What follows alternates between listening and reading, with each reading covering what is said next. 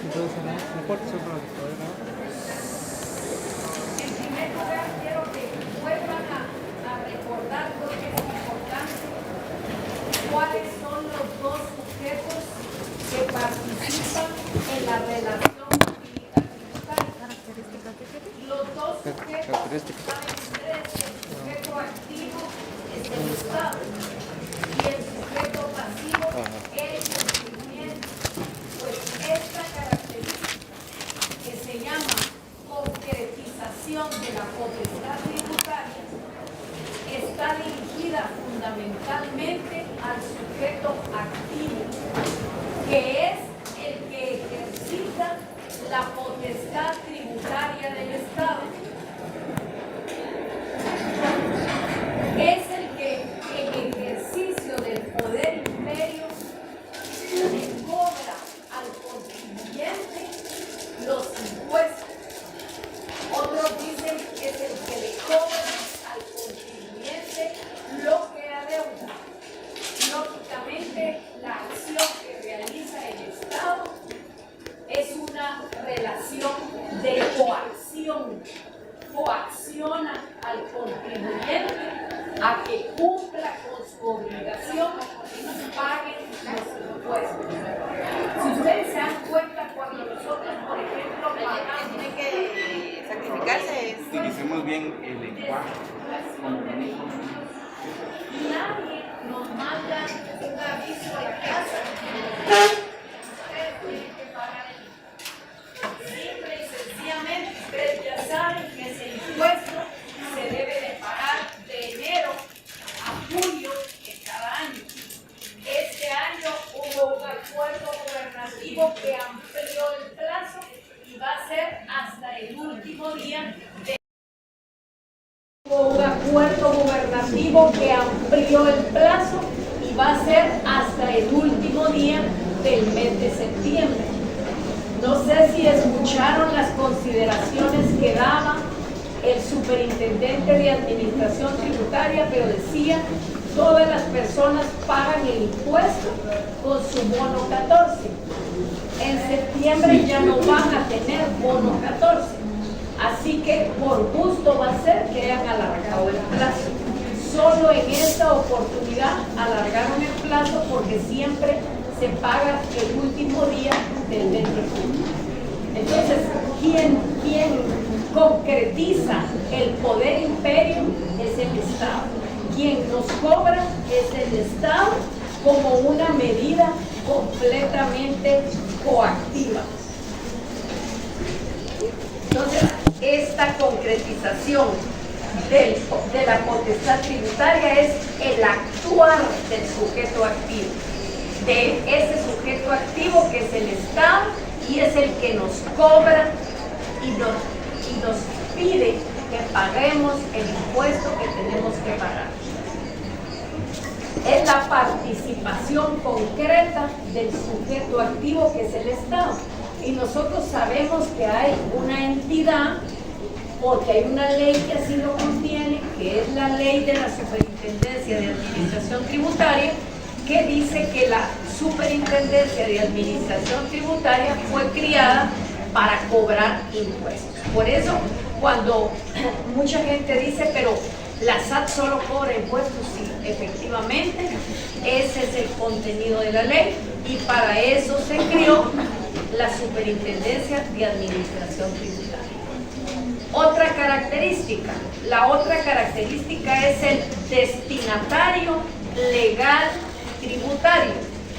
Y esta característica con quien tiene que ver es con el sujeto pasivo de la relación jurídica tributaria. ¿Quién es? El contribuyente. Es la persona que el Estado elige como destinatario de la tributación. Pongámoslo nosotros más claro, digamos, ejemplifiquémoslo.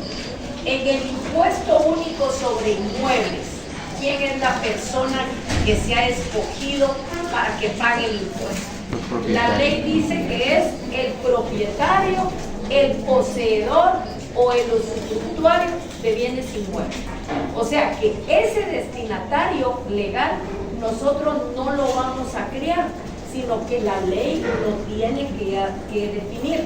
Entonces ustedes miran que la primera característica está referida al sujeto activo y luego la segunda, que es el destinatario legal tributario, está destinada al sujeto pasivo.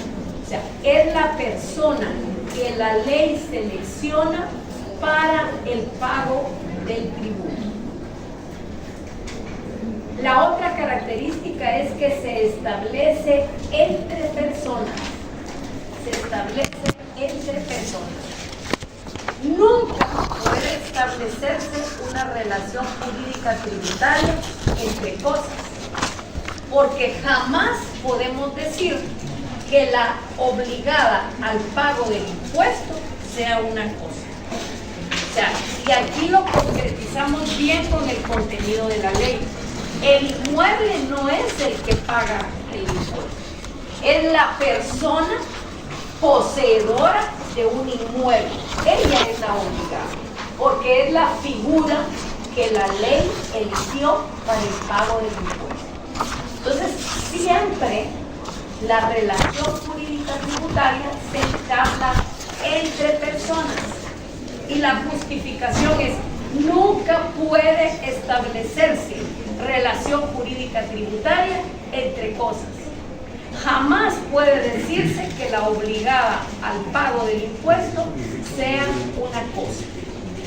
¿Dudas, preguntas, comentarios antes de que continuemos? La otra característica se llama es de carácter principal y central.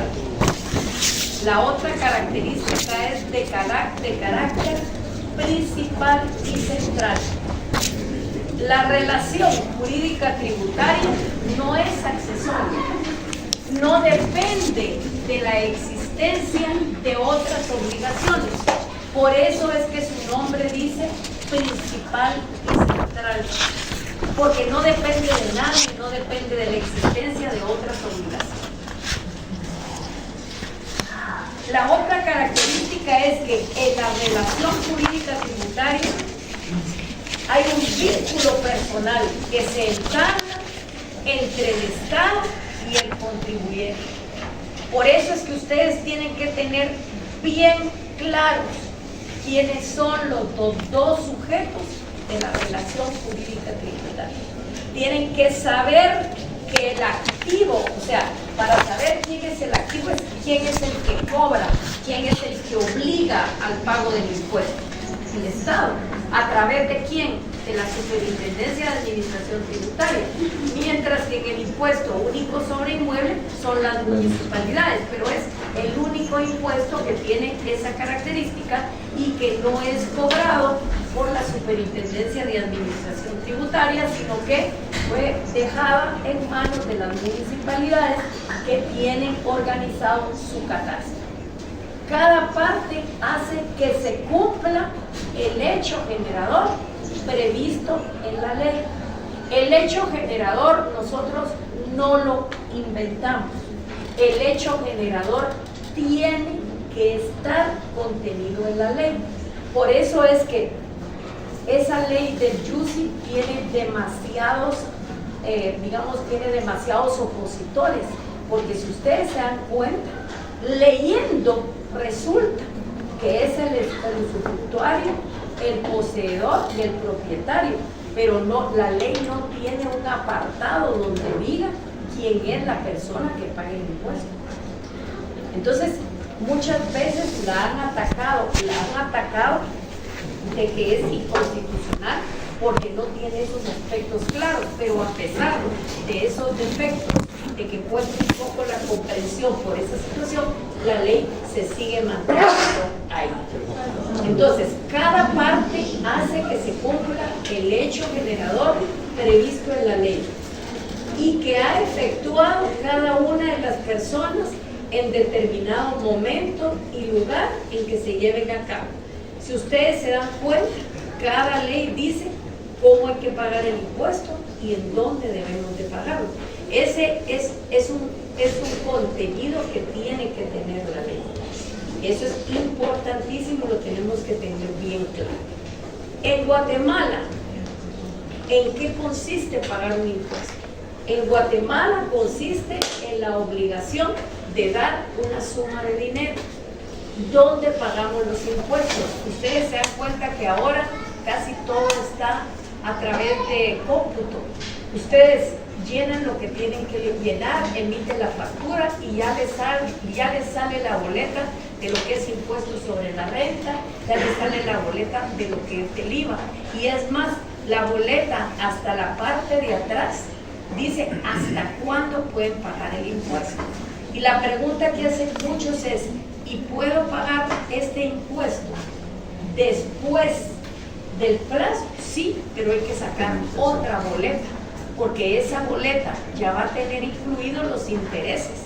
Y esa boleta solo es pagadera en un día, porque los intereses se calculan diariamente. Entonces, si usted saca la boleta, la quiere pagar el 20, va a tener un monto. Pero si la quiere pagar el 21, va a tener otro monto. Si la quiere pagar el 22, va a tener otro monto. ¿Por qué es eso? Porque ahí se les está cargando los intereses diariamente por no haberla pagado en su momento. Por eso es que muchos critican las exoneraciones de los impuestos, porque es premiar a la gente que no cumple con sus obligaciones en el plazo establecido en la ley. Claro, cuando las cuentas de la SAT están un poco atrasadas y no tienen dinero, pues hay exoneración para ganar algo que paguen el impuesto. Pero si se dan cuenta, en los últimos tiempos no ha habido exoneración, porque lo único que se puede exonerar, y tienen que estar claros, es los intereses, no el impuesto. El impuesto no lo puede exonerar nadie, solamente los intereses. Es más, la Constitución dice que el presidente de la República puede tener esa función. Hoy este gobierno no está exonerando, a pesar de que es una disposición contenida en la ley. Claro, cada quien tiene sus razones, pero cuando se pide esa exoneración, regularmente se hace una solicitud que se presenta en la Secretaría de la Presidencia y ahí lleva un trámite. Algunas veces lo exoneran, otras no. O sea, muchas veces dice que tal empresa no pagó, sí, pero eso es lo que tiene la Constitución. Para no hacerlo tendría que modificarse la propia Constitución. Tenemos que tener bien claro que para el pago de los impuestos, para el cobro de los impuestos, la única fuente que nosotros tenemos es la ley. Por eso precisamente es que el derecho tributario está basado fundamentalmente en la ley, y eso lo dice el artículo 239, donde está el principio de legalidad. Dice que para poder cobrar impuestos debe de haber una ley que así lo contenga. No hay otro tipo de fuente atendiendo a los principios de legalidad e igualdad. Por eso los principios contenidos en la Constitución Política de la República de Guatemala son importantes para nuestra materia. ¿Dudas, preguntas?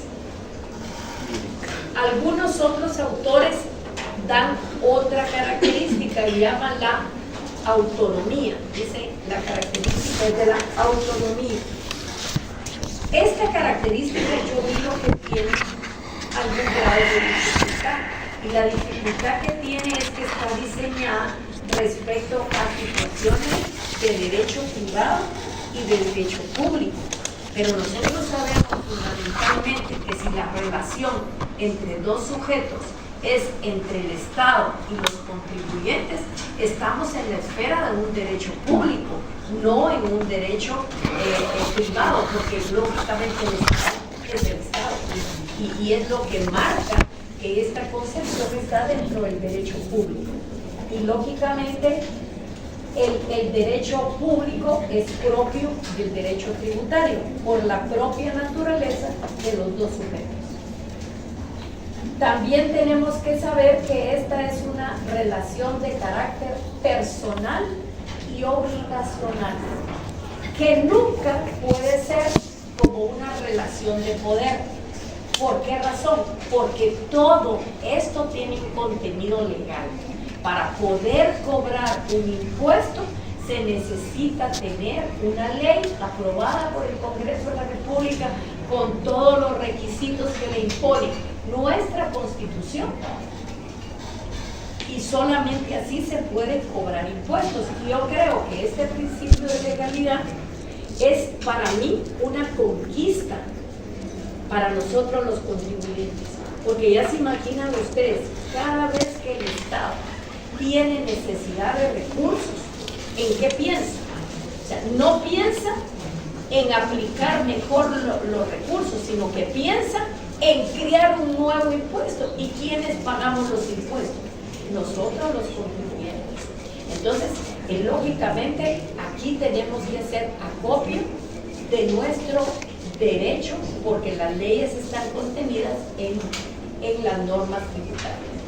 Luego, es una obligación simple, pero es una obligación simple que tiene una connotación económica. ¿Por qué? Porque lo que establece esa relación entre los dos sujetos es el pago de un impuesto y le genera una deuda al contribuyente. Entonces, lógicamente sí, es simple, pero el resultado es económico, porque lo que genera es una deuda. Aquí muchos están en desacuerdo porque si ustedes se dan cuenta, nuestra Constitución le impone a cada uno de los sujetos una obligación y un trabajo. Por ejemplo, a nosotros los contribuyentes, ¿qué nos impone la Constitución? Nos impone en el artículo 135 de la Constitución la obligación de contribuir al gasto público.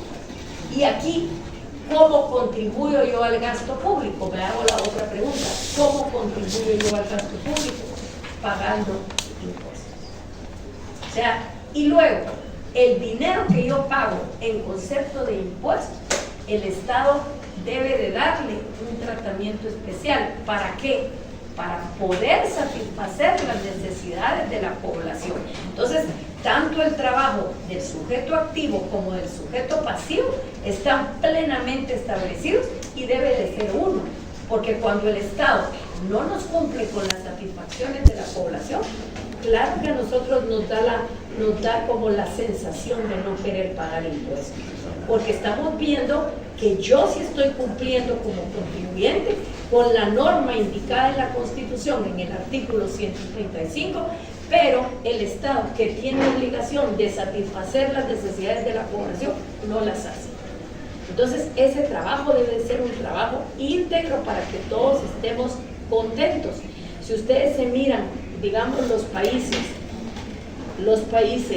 de primera ratio en Europa tienen una carga de impuestos muy alta, tienen casi el 80% de impuestos, pero le dan todo al contribuyente. Estamos hablando que un 20% ya va a ser algunas veces para la recreación, porque hasta la recreación da vivienda, da recreación, da seguridad, da todo. Entonces el otro 20% es la economía que nosotros tenemos.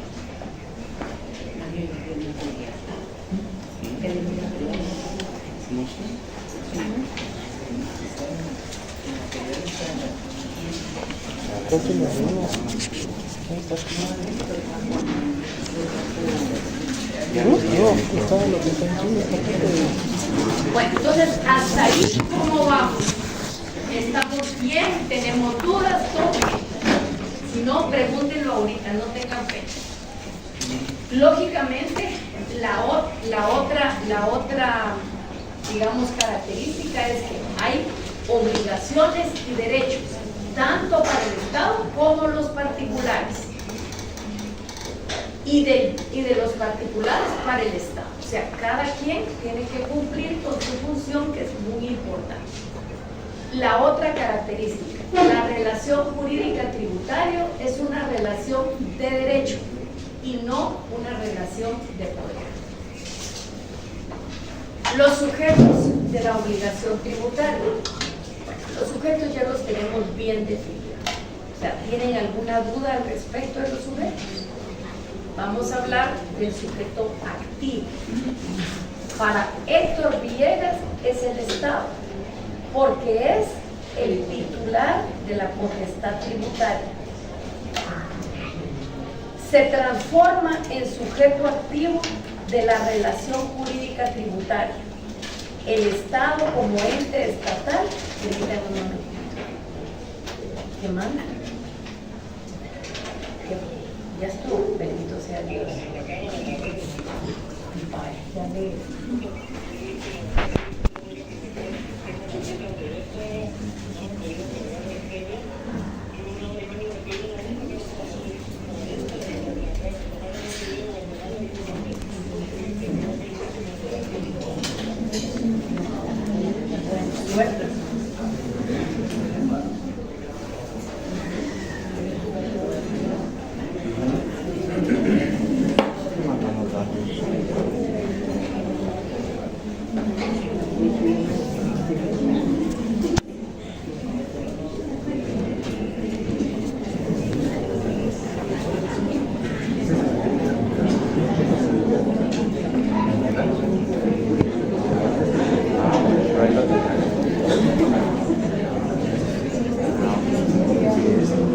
¿Quién es el sujeto activo? Héctor Villegas dice que es el Estado como titular de la potestad tributaria.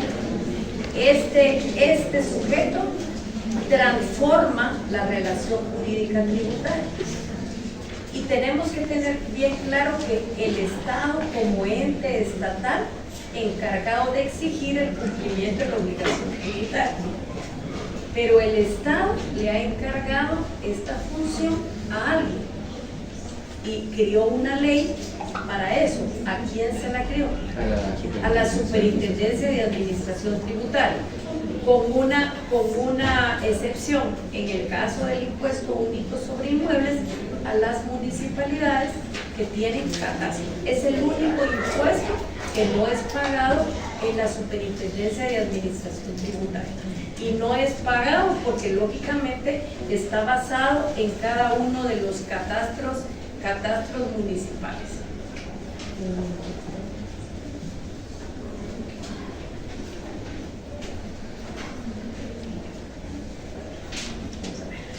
Luego, ¿quién es el sujeto pasivo?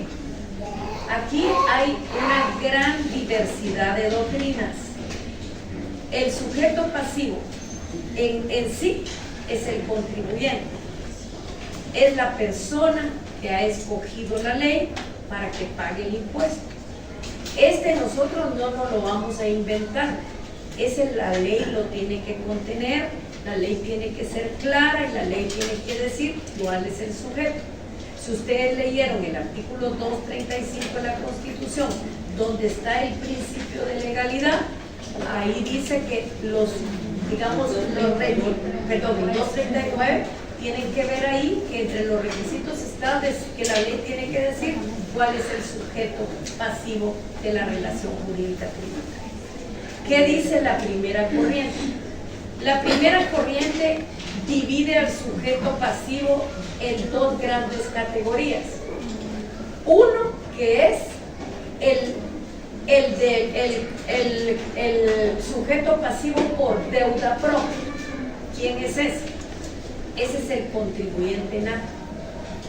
Pero cuando ese contribuyente nato tiene alguna imposibilidad de cumplir, lógicamente hay una sustitución tributaria, y él también dice que la otra gran categoría se le llama a los sustitutos tributarios. ¿Quién puede ser un sustituto?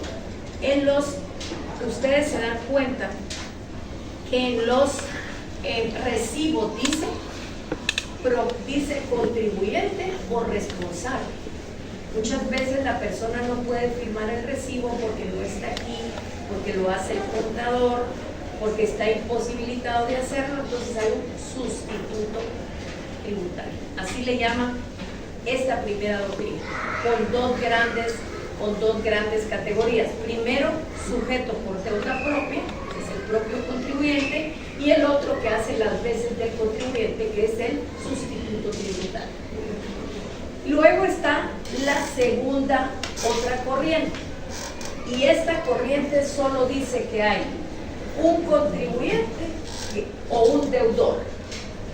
Esta, lógicamente, lo que le niega es el carácter a los siguientes pagadores.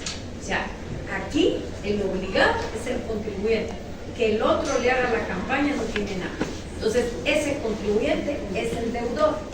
Y una tercera postura que dice que es el sujeto pasivo, es el contribuyente o el sustituto.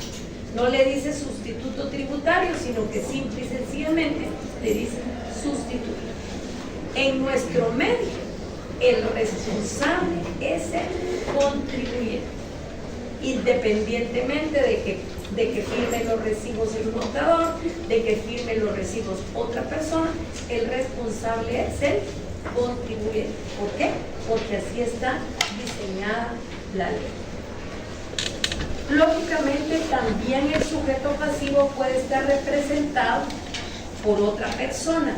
No sé si me prestan un código tributario por ahí. El código tributario nos habla de varios responsables y eso los tenemos que tener bien claros nosotros. Gracias. Pónganse, busquen la ley 2, por favor.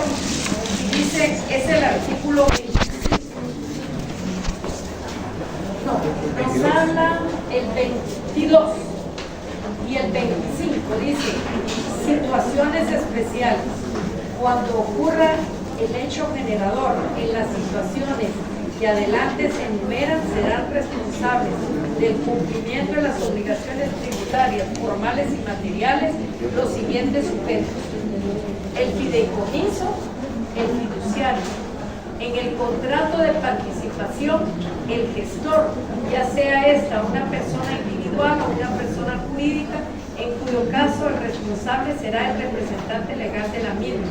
Copropiedad, los copropietarios; sociedades de hecho, los socios; sociedades irregulares, los socios; y sucesiones indivisas, el albacea, el administrador o el heredero. En los casos anteriores, la administración tributaria a solicitud del responsable. Terminen de leer ustedes el 22. Luego nos habla el 23, dice, obligación de los sujetos pasivos. Los contribuyentes o responsables están obligados al pago de los tributos y al cumplimiento de los deberes formales impuestos por este código o por norma legal especial, asimismo al pago de intereses, sanciones pecuniarias en su caso.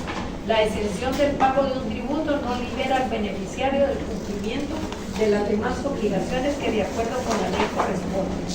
Transmisión por sucesión. Los derechos y obligaciones del contribuyente fallecido serán ejercitados en su caso, cumplidos por el administrador o el albacea de la mutual, heredero o legatario, sin perjuicio del beneficio de inventario y dispuesto en los artículos 25 y 26 de este código. Responsable. Obligación, obligado por deuda ajena. Es responsable la persona que, sin tener el carácter de contribuyente, debe por disposición expresa de la ley cumplir por las obligaciones atribuidas a esa. Es asimismo responsable toda persona sujeta por la ley al cumplimiento de obligaciones formales ajenas, aun cuando de las mismas no resulta obligación del pago de los tributos.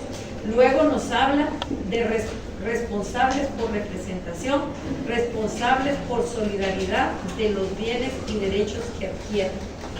Nos habla responsabilidad del agente de retención y de percepción. Entonces, por favor, ¿qué me van a leer? Lo vamos a comentar el martes. Me leen el artículo 21, 22. ¿De qué tiene? Internacional privado. Bueno, entonces no nos vemos martes, entonces será jueves. La próxima semana.